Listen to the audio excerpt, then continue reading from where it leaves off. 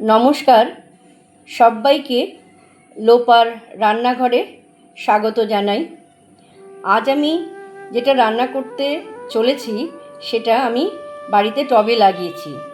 এটা হলো ওলকচুর কাণ্ডটা। ওলকচু লাগিয়েছি টবে, ওলকচু হয়েছে। ওর যে কাণ্ডটা থাকে সেটা আমি কেটে নিয়েছি। কেটে এইভাবে আঁশ ছাড়িয়ে ছোট ছোট পিস করে করে রেখেছি। আচ্ছা, এটাকে আমি ভালো করে কাটার পর ভালো করে ধুয়ে জল ঝরিয়ে নিয়েছি। আর এটা রান্না করতে আমার লাগবে একটুখানি নারকেলের কুচি, কালো জিরে, লঙ্কা বাটা, হলুদ, লবণ আর সর্ষের তেল। আচ্ছা, এটাকে প্রথমে ভালো করে কিন্তু আঁশগুলো ছাড়াতে হবে। এই যে দেখুন, আঁশ থাকলে কিন্তু মুখ চুলকাতে পারে। ভালো করে আঁশ ছাড়িয়ে এবং ভালো করে ধুয়ে জলটা ভালো করে ঝরিয়ে নিতে হবে। যে আমি যেমন জল ঝরিয়ে নিয়েছি, তা না হলে খেতে অতটা ভালো লাগবে না। আচ্ছা চলুন এবার আমরা এটা রান্না করি। আচ্ছা, রান্না করার জন্য আমি ইন্ডাকশানে কড়াই বসিয়ে দিয়েছি। কড়াই গরম হয়ে গেছে। এবার প্রথমে আমি সর্ষের তেলটা ঢেলে দিচ্ছি। এই সর্ষের তেলটা ঢেলে দিলাম। তেলটা এবার গরম হতে দিতে হবে।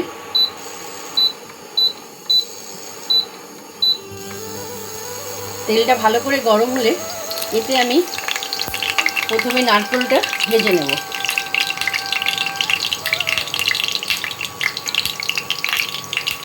তেলটা খুব ভালো গরম হয়ে গেছে, ধোঁয়া উঠছে।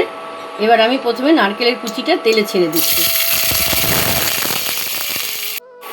নারকেলটা খুব যে বেশি কড়া করে ভাজতে হবে এমন নয়, এভাবে হালকা ভেজে নিতে হবে।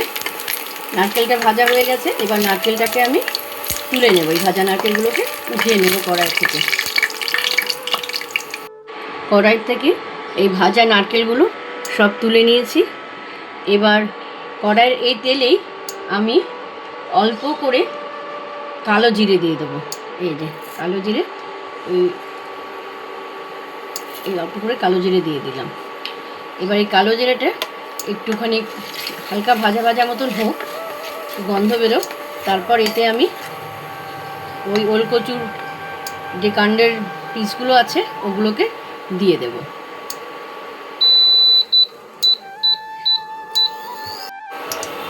আচ্ছা, কালো জিরাটা বেশ সুন্দর গন্ধ বেরিয়েছে ফোড়নে। এবার আমি এতে ওই ওলকচুর কাণ্ডগুলো যেটা ধুয়ে জল ঝরিয়ে রেখেছিলাম ওটা পুরোটা দিয়ে দেবো।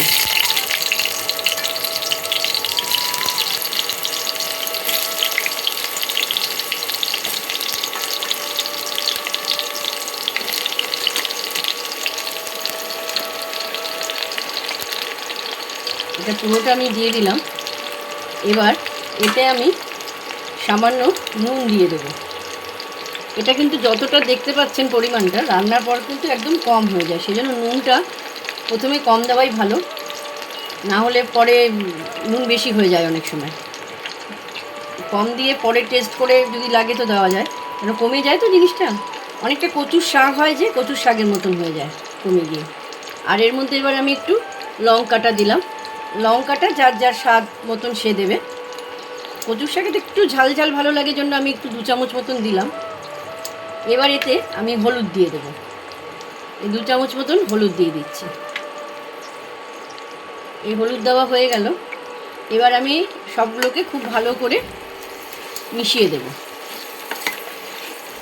হলুদ, কাঁচা লঙ্কা ও তারপর আপনার যে ফোড়নে দিলাম কালো জিরে, সব ভালো করে মিশিয়ে দেব। এটা করতে খুব একটা বেশি মশলা লাগে না। এই যা দিলাম হয়ে গেল, কিন্তু আর কোনো মশলা দেব না। ফোড়নে শুধু একটু কালো জিরে, অনেকে কাঁচা লঙ্কা বাটা যদি না খান, অনেকে আবার শুকনো লঙ্কা ফোড়ন দেন। আবার যারা শুকনো লঙ্কা খান না তারা কাঁচা লঙ্কা দেবেন।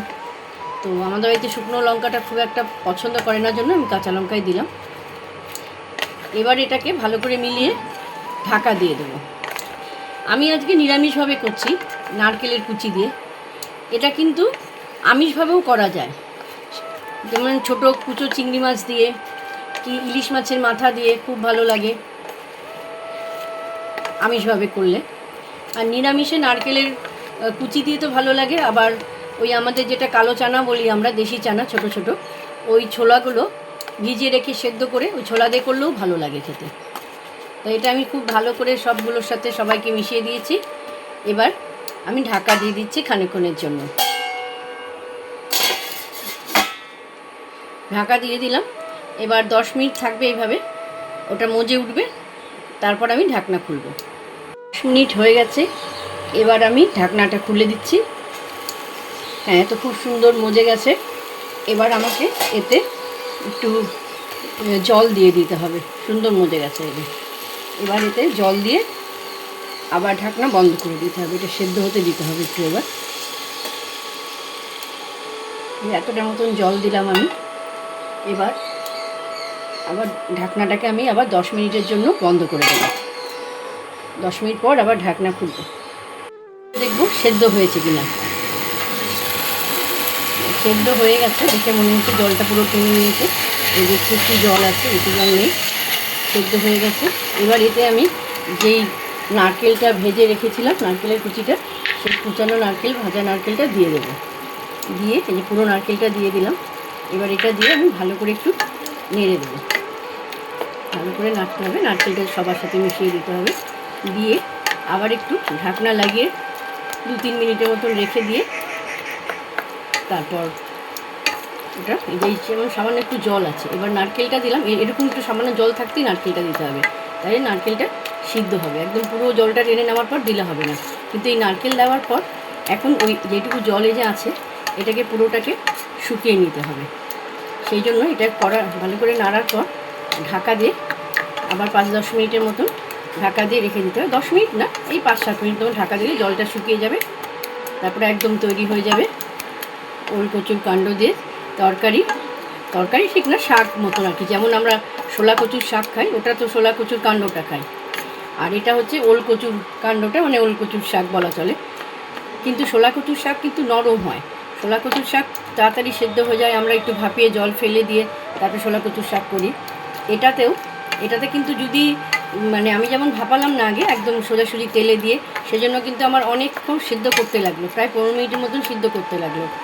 সেই জন্য এটাকে অনেকে কী করে, আগে ভাপিয়ে নেয়, আগে ভাপিয়ে নিয়ে জলটা ফেলে দেয়, তাহলে সিদ্ধটা হয়ে গেল। তারপরে এই মানে ভাজা মতন করে আর কি, পরে ফোড়ন দিয়ে, কালো জিরা ফোড়ন দিয়ে তারপরে রান্নাটা করে, আগে সিদ্ধ করে নেয়। তো আমি আগে সিদ্ধ না করে একবারেই দিলাম। এর আগের দিন করেছিলাম প্রেশার কুকারে, আমি 3টে সিটি দিয়ে নিয়েছিলাম, একদম সেদ্ধ হয়ে গেছিলো সুন্দর। তারপরে কড়াইতে তেল দিয়ে ওটাকে রান্না করেছিলাম। তো দুটো পদ্ধতিতেই করা যায়, ওইভাবেও করা যায়, কিন্তু আবার পরেও মানে একদম তেলে দিয়ে পরে যেমন আমি করলাম পরেও সিদ্ধ করা যায়। কিন্তু সিদ্ধ করতে এই মানে আপনার এই ওল কচুর কাণ্ডটা একটু সময় লাগে। শোলা কচুর শাকটা যেমন তাড়াতাড়ি হয়ে যায়, কিন্তু ওল কচুর শাকটা তাড়াতাড়ি হয় না, ওটা একটু সময় লাগে সিদ্ধ হতে, শক্ত হয়। এবার আমি ঢাকনাটা খুলে দেখব হয়ে গেছে কিনা। এই ঢাকনাটা খুলে নিলাম। হ্যাঁ দেখুন, একদম জলটা শুকিয়ে গেছে, হয়ে গেছে কিন্তু। এবার এটাকে আমি একটু নেড়ে চেড়ে একটুখানি নাড়লে, এই যে একটুকু জল আছে আর কি সামান্য, সেটুকু জল টেনে নেবে পুরো।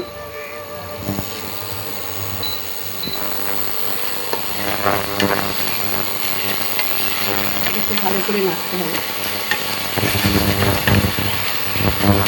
জল জল থাকলে ভালো লাগে না খেতে, একদম যেমন শোলা কচুর শাক ভাজা হয় সেটা সেরকম খেতে লাগে। এই জন্য জল জল করে শাক ভাজা মতো শাকের দিলেই সেটা সিদ্ধ হয়।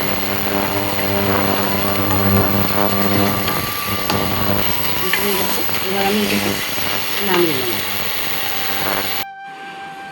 ওল কচুর শাক আমার তৈরি হয়ে গেছে, আমি কড়াই থেকে নামিয়ে নিয়েছি। আপনাদের কেমন লাগলো জানাবেন আমাকে। আপনাদের মূল্যবান মতামত জানতে পারলে আমি পরবর্তী রান্নার ভিডিও করতে উৎসাহ পাই। শোলা কচুর শাক তো বাজারে দেখা যায়, পাওয়া যায়, কিন্তু ওল কচুর শাক বাজারে পাওয়া যায় কিনা আমার ঠিক জানা নেই, আমার চোখে কখনো পড়েনি। আমি টবে ওল কচু লাগিয়েছিলাম, তাই শাক হয়েছিল, তাই সেটা কেটে করলাম। এবার বাজারে চোখে পড়লে আপনারাও কিনে করতে পারেন বা বাড়িতে লাগিয়ে করতে পারেন। আর আজকে যারা আমার এই চ্যানেল লোপার রান্নাঘরে প্রথমবার দেখছেন, তারা দয়া করে সাবস্ক্রাইব করে দেবেন, শেয়ার ও লাইক করে দেবেন। সবাই সুস্থ থাকবেন, ভালো থাকবেন, আনন্দে থাকবেন।